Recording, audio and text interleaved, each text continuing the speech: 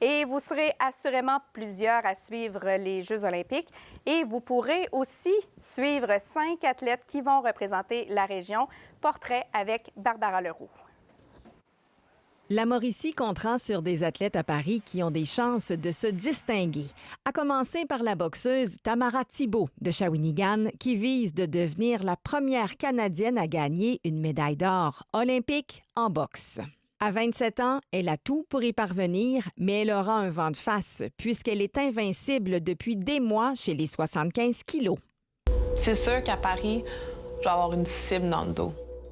La championne d'1,83 m devra donc garder le cap sur sa propre cible, l'or.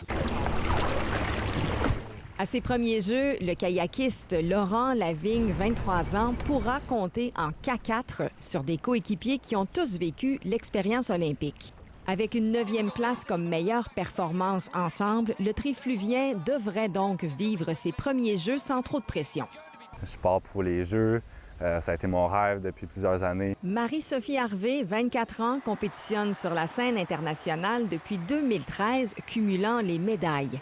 La trifluvienne est sur une lancée avec une récolte de 7 médailles aux Jeux panaméricains en octobre. Forte d'une 4e position au relais à Tokyo, elle disputera une première épreuve individuelle au 100 mètres papillon.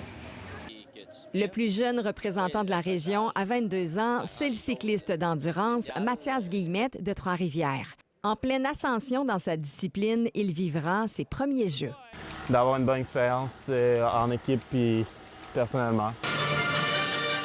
En natation artistique, le Canada peut viser un podium grâce au retour de Jacqueline Simoneau, 27 ans.